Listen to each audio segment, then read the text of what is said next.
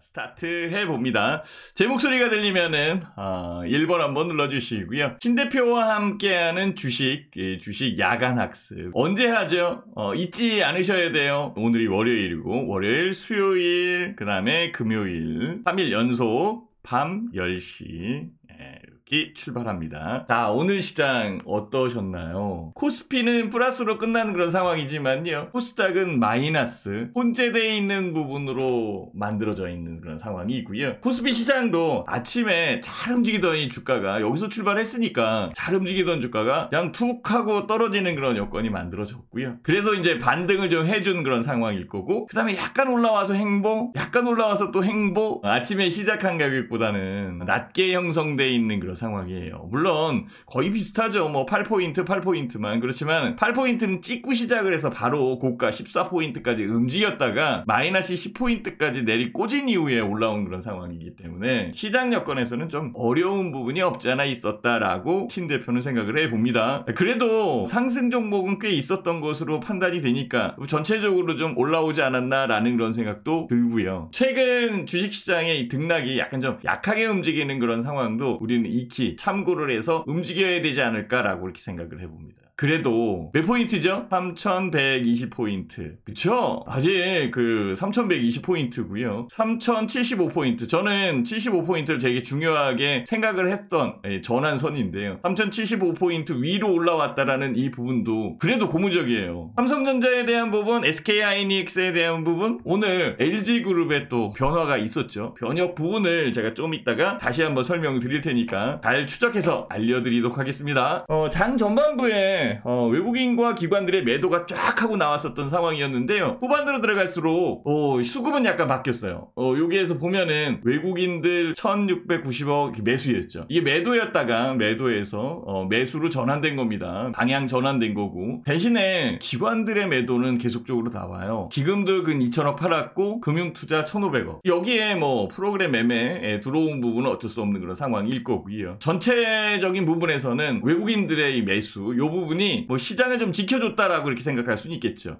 뭐 개인 투자자들은 뭐 오전 내에 팔았다가 다시 매수로 바뀐 그런 부분은 있는 상황이지만은요, 지속적으로 매수 위주로 움직였었던 상황은 맞잖아요. 그죠? 누가 사줬어요 여태까지? 시장 개인 투자자들이 사줬잖아요. 시장 외국인들이 샀나요? 시장 기관들이 샀나요? 아니죠. 외국인들하고 기관들은 팔았었던 그런 상황이지.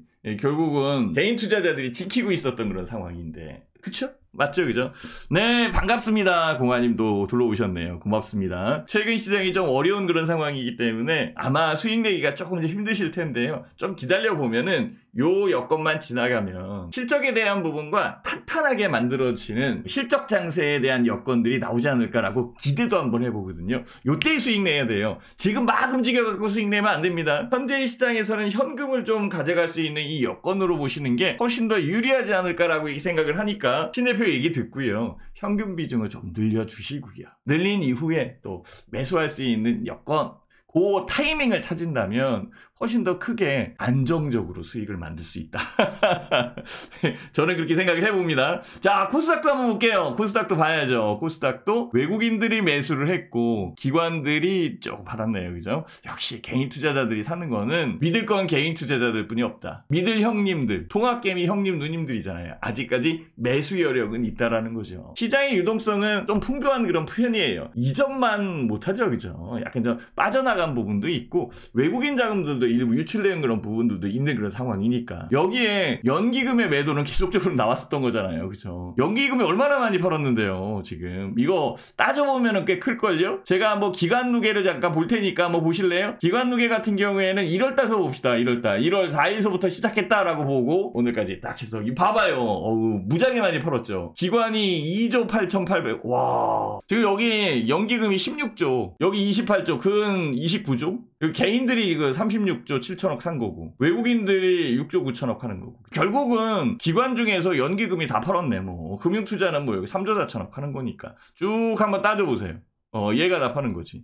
근데 연기금에 대한 매매 방식이나 이런 쪽은 좀 바뀐다라고 이렇게 얘기가 나오는데 아직 그 여건은 만들어지지 않은 것 같아요. 내일 모레 주요 도시 서울하고 부산에 보궐선거가 있는 그런 상황이기 때문에 선거 이후에 연기금의 매매 부분에 대해서 한국 쪽에 투자하는 국내 비중이죠. 주식에 대한 비중을 좀 높일 것이다 라고 얘기도 많이 해요. 이런 것들이 나오면은 조금 더 유리해지지 않을까? 라고 이렇게 생각은 좀 해보는데요. 어쨌든 뭐 전체적으로는 뭐 기금에서 파는 그런 상황이니까. 오늘 한국은 되게 그 화창한 봄날이었는데 4월달이 또 이 좋은 날짜잖아요. 그죠? 4월하고 5월달에는 어린이날이 있는 상황이기 때문에 아이들이나 아니면은 어린이, 청소년 관련돼 있는 주식들이 움직여요. 무슨 말인지 아셨죠? 대원 미디어 이런 거 움직이는 것도 거기에 연관이 돼 있습니다. 하여튼 오늘 한국은 날씨가 참 좋았는데 안타깝다. 그쵸? 인도네시아도 그렇고 저쪽 버마 이쪽의 이 소요 사태도 그렇고 그쪽도 복잡하네요. 그죠? 복잡한 부분이 있습니다. 자, 한국 시장의 복잡한 부분도 우리가 풀어내야 될 거 아니에요. 한국 시장의 복잡한 부분에서 제일 획기적으로 딱 얘기한 거는 LG예요. LG. 예, LG. 제가 첫 번째로 꼽는 이슈가 바로 이 LG인데 5조 적자의 뭐? 휴대폰 사업 몇 년 만에 26년 만에 접는다. 안 되는 건 접어야 되는 그런 상황이고요. 오히려 LG가 접기 때문에 갤럭시 폰, 뭐 LG에 대한 마켓 셰어가 적은 그런 상황이었기 때문에 대체할 수 있는 부분에 이 시장이 크다라고 얘기할 수는 없겠죠. 그죠? 그래도 뭐 삼성전자가 유리한 그런 상황일 거고 애플도 유리하겠죠. 그죠? LG 5조 적자. 그 LG도 나쁘진 않아요. LG전자 같은 경우에도 계속적으로 적자로 진행됐었던 이 사업 부분을 시원스럽게 싹둑 잘라버린다라고 생각한다면 그것도 하나의 호재로 작용할 수 있잖아요. 물론 이제 LG가 5조 적자 휴대폰 사업에 대한 부분을 딱 발표를 했을 때에는 주가가 착 올라왔는데요. 결국은 좀 밀렸어요. 결국은 좀 밀렸어요. 어쨌든 이게 제 이슈로서는 제일 큰 것 같아요. LG전자의 스마트폰은 글로벌 시장에서 1%에서 2%의 판매 점유율, 이게 진짜 고전해 왔었던 그런 상황이었고요. 오히려 중국 시장에서도 밀려요. 화웨이하고 샤오미 뭐 이쪽에 이 가격 공세로도 눌리고 있는 상황이고, LG전자의 그 핸드폰 저도 매니아였었는데 애니콜도 쓰고 그랬지만 LG전자도 잘 만들었었거든요. 스마트폰으로 바뀌면서는 이제 갤럭시 위주로 썼는데요. 뭐 LG전자의 스마트폰을 사용하는 사람들도 뭐 나쁘지 않다라고 얘기를 해요. 윙으로 이렇게 딱 이렇게 지금 접어 들어가는 것도 있고, 이렇게 듀얼로 이렇게 지금 이게 이제 폴더블로 이렇게 열리는 게 아니라 듀얼로 이렇게 보르시는 분도 있고, 근데 그냥 투박하죠. 그죠? 네, 어쨌든 뭐 안 되는 부분은 접어야 되는 그런 상황이고요. LG전자, LG그룹이 잘하는 쪽 전장으로 넘어가야 되지 않을까라는 그런 생각도 좀 하기는 하는데, 어쨌든 이 부분이 시장에는 좀 영향을 준 것이다라고 생각이 들고요. 모바일 사업 부분이죠. 모바일 사업 부분 연속적으로 적자 기록을 했었던 그런 부분이었었고 5조 원대의 규모에 이른다라고 얘기를 해요. 어쨌든 뭐 모바일 상생 판매 종료키로 한 것, 롤러블 폰 이거 기대를 했었는데 이렇게 딱 해서 이렇게 하면은 좀 이렇게 커지는 이 롤러블 폰 기대를 했었던 그런 상황인데요. 이런 것도 출시를 해가지고 기대한 만큼 성과가 더 올라온다 그러면 적자폭이 더 늘어날 수 있잖아요. 그죠? 이런 쪽이 있는 상황이기 때문에 접었다, 메모리용으로 접었다, 이렇게 딱 보시면 맞을 것 같아요. LG그룹에 이슈가 있었던 상황이고요. 이것도 생각을 해야 돼요. LG전자가 스마트폰 사업 부분을 러시아 쪽에 매각을 하려고 했었던 그런 상황이었는데요. 그것도 잘 안 된 것 같고, 그 다음에 이제 LG전자가 원천적으로 갖고 있는 기술력이라고 있잖아요.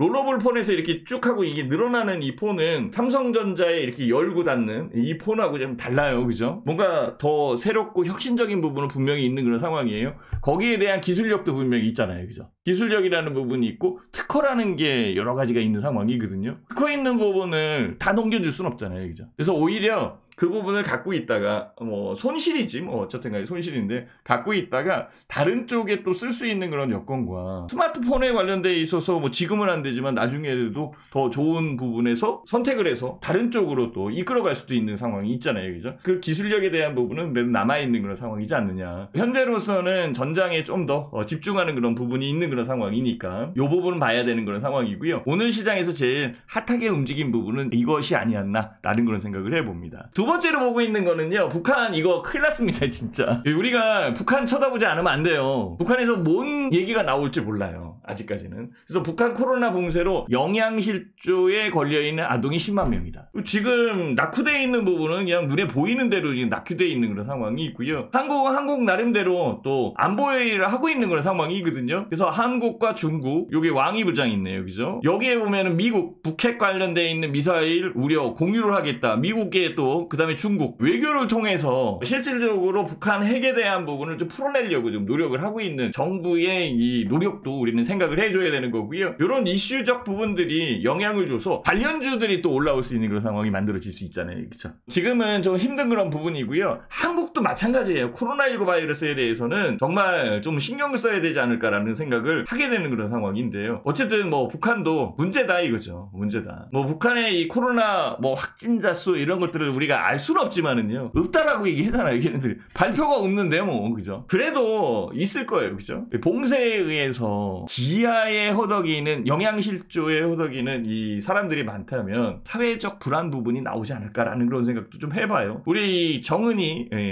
동생은 그 로켓에 좀 신경을 많이 쓰는 것 같아요. 결국은 뭐 미사일 관련돼 있는 부분이겠죠. 북핵 대화로 해결 불씨 지폈지만은요 북미 협상 테이블까지 가기에는 첩적상중이다라고 보고 있고요. 바이든 대통령은 북핵 관련돼 있는 부분, 핵에 관련돼 있는 부분이 아니라면 만날 이유가 없다라는 선을 딱 그고 있는 그런 상황이니까 이 정은이 동생이 이제 중국으로도 가고 그 다음에 이제 러시아 전통적 우방이겠지요. 북한의 전통적 우방하고의 이 밀접한 교류를 지금 하고 있는 그런 상황이고요. 결과적으로는 이슈적 요소나 이런 것들이 만들어질 수 있는 상황이고 이런 것들은 한국 시장 증시에는 빠르게 반영이 될 수 있는 그런 상황이니까 항상 염두에 두고 봐야 된다. 이 미사일이 무슨 미사일인지 알아요? 여기에 이제 핵탄두가 이건 실리는 그런 미사일인데 정말 이거 뭐 대륙간 탄도 미사일 뭐 이런 쪽으로 또 나와서 또 불안하게 만들면은 골치 아파지는데 어쨌든 좀 자중을 했으면 좋겠고 대화로 연결이 됐으면 좋겠다라는 그런 생각이 들어요. 이 북한 관련돼 있는 부분은요 여기에서도 연결이 돼요. 이게 바이든 정부 중국을 미국에 위협하는 주요 경쟁 상대국으로 인지를 하고 있는 그런 상황이 있고요. 서로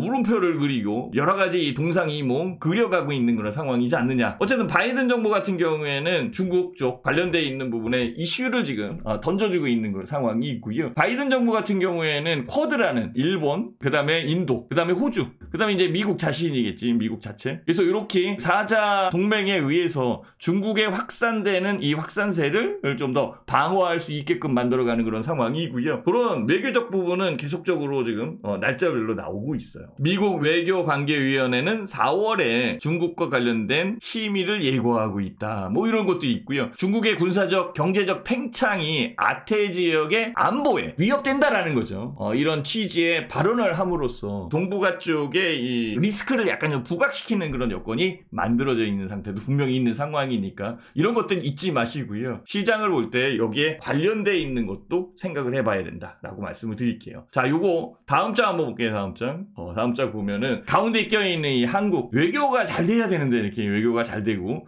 지금 시진핑이 한국에 방한한다라고 얘기 들어오죠, 그죠? 코로나가 조금 안정이 되면은 방한할 수도 있다. 뭐 이런 얘기 지금 나오고 있었던 그런 상황이에요. 어디서 나왔어요? 여기서 나왔잖아요. 여기서 여기 왕이 부장하고 외교부 장관하고 회담을 나눌 때 이때에 시진핑에 관련돼 있는 얘기, 그러니까 방한 관련돼 있는 부분도 분명히 얘기가 나왔었던 그런 상황이었었습니다. 자, 어쨌든 미국과 중국은 계속적으로 갈등을 지금 겪고 있는 그런 상황이고요. 이런 부분들이 트럼프 시대의 이 억압적 부분보다는 조금은 자유로워졌지만 바이든의 이 아주 그 꼼꼼하게 제약을 하고 컨트롤할 수 있는 그 여건을 만들어가는 그런 제재 이런 쪽에 중국도 맞대응을 하고 있는 그런 상황입니다. 그래서 대중 제재의 내용, 중국의 대응 전략적 부분, 뭐 이쪽은 이제 불매운동 뭐 이런 식으로 얘기가 하고 있고요. 미국은 뭐 탄압에 대응한 대응으로서 중국 관료 2명을 제재 리스트에 추가한다. 유럽도 마찬가지예요. 중국 인사 4명과 단체 7,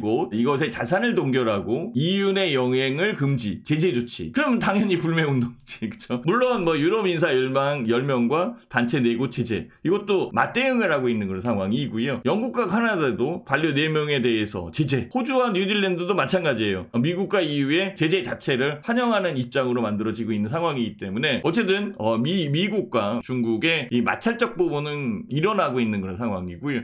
여기에 외교력을 문재인 대통령이 좀 발휘를 해야 되는 그런 상황인데 네임덕 현상이 일어나는 거 아닌가라는 그런 생각을 하고 있어요. 그것도 지금 보고 있어요. 왜냐하면 내일 모레 지금 뭐 7일날 수요일날 선거가 있는 그런 상황인데요. 여당 쪽과 야당 쪽 뭐 지금 팽팽하게 지금 대립되고 있고 서로의 이 주장을 하고 있는 그런 상황인데요. 누가 이제 시장이 될지 그 부분에 정치적 판도, 정치적 구도가 또 바뀌는 그런 상황이 만들어질 테니까 그 부분에서 힘을 얻을지 아니면은 힘을 잃을지 그 상황도 주식시장에 영향을 주는 요소다. 자, 다음 한번 볼게요. 역시 한국도 지금 코로나19 바이러스 아스트라제네카 백신 43만 회분이 도착했다. 이 얘기는 엊그제 나온 그런 상황이고요. 계속적으로 하루 500명대의 코로나19 바이러스의 확진자가 늘고 있는 그런 부분과 부산 지역 같은 경우에는 진짜 2단계 거리두기에 대한 부분을 격상을 한 상황이고 유흥주점을 중심으로 해서 움직이고 있는 확산세 이런 것들을 잡기 위해서 지금 굉장히 방역본부죠. 방역본부에서는 지금 노력을 하고 있는 그런 상황인데요. 약간 좀 해이해진 것도 분명히 있는 것도 맞아요. 그죠? 저도 다시 한번 뭐 회원님들한테 당부드리고 싶은 거는 그거고요. 방역을 준수를 하면서 음식점을 가거나 거리두기에 대한 부분을 준수를 해가면서 공공적으로 사용할 수 있는 시설들을 사용해야 되지 않을까라는 그런 생각을 하게 됩니다. 어쨌든 뭐 한국 시장의 이슈로 계속적으로 작용할 수 있는 부분은 코로나19 바이러스고요. 코로나19 바이러스의 감염자 지수가 높아지면 하루에 500명이 아니라 하루에 1000명 일어나요. 하루에 1000명이 아니라 2000명, 3000명씩 일어난다니까. 유럽 지역에서는 뭐 하루에 3000명, 4000명, 5000명씩 확진자가 나오잖아요.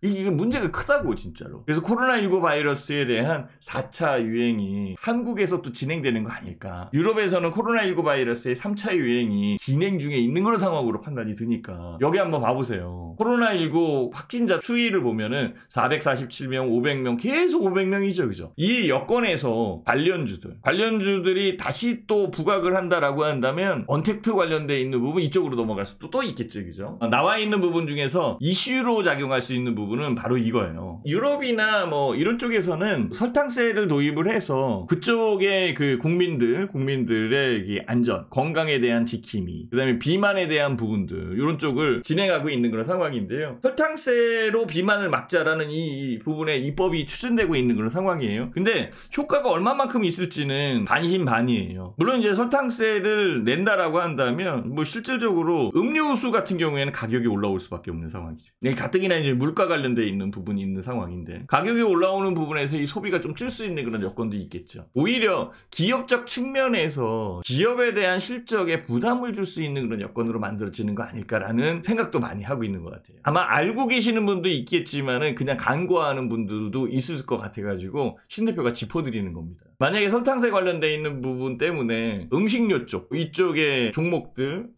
리스크로 다가올 수도 있는 그런 상황이 분명히 있거든요. 최근에 주식시장이 강하게 움직이는 그런 시장이다라고 한다면 이런 부분들이 크게 작용을 안 할 수는 있어요. 그렇죠? 그렇지만 약하게 움직이는 그런 시장이고 호재보다는 악재의 발현 속도가 훨씬 더 크게 진행되는 그런 상황이거든요. 악재적으로 나오는 부분에 민감하게 발현이 되니 음식료 쪽 종목들 이런 쪽 좀 조심해야 되지 않을까라는 그런 생각도 좀 들기도 합니다. 그렇죠? 그래서 이런 부분들이 있으니까 우리가 체크를 해놔야 된다. 미리 체크해놓고 미연에 방지할 수 있는 부분으로 넘어가면 훨씬 더 유리한 그런 상황이지 않겠나라고 생각이 들어요. 자, 그리고 요 여건에서 우리 요거 한번 봅시다. 조금 있으면은 내일이죠. 내일 모레구나. 아직 12시가 안 됐으니까 삼성전자의 2분기 영업실적 10조 원 넘어갈 수 있다라고 이렇게 얘기가 나와요. 그래서 10만전자 그래 10만전자 한번 해보자. 오늘 삼성전자에 대한 그 주가의 흐름 이쪽도 나쁘진 않았어요. 600원 올라온 상황이고 올라오고 있잖아요. 그죠? 그동안 시장 여건에서 뭐 주가 지수가 횡보한 그런 상황이니까 뭐 1월달 1월 효과에 의해서 움직였고 2월달 횡보, 3월달 횡보, 4월달 들어와서 올라오기 시작한 거거든요. 이 4월달 올라온 부분이 9만전자, 그 다음에 10만전자. 지금 신한금융투자 같은 경우에는 12만원까지 이 삼성전자의 전망치를 올리고 있는 상황인데요. 반도체 품귀 현상 아시죠? 그죠? 반도체 거래 가격, 고정 거래 가격도 지금 올라가고 있는 상황이고 반도체가 없다 보니까 품귀 현상을 벌리다 보니까 미국 측에서도 한국과 대만 이쪽에 끌려갈 순 없다. 인텔 쪽에 반도체에 대한 부분에 생산 독려하고 있는 그런 상황이고요. 이런 부분들 그래서 마이크론 테크놀로지가 또 키옥시아 인수할 수 있는 그런 여건들 만들어가고 있고 시장이 아주 빠르게 바뀌고 있어요. 있어요. 시장에 대한 변화에 반도체만큼 또 이렇게 빠르게 바뀌고 있는 부분은 없습니다. 여기에서 지금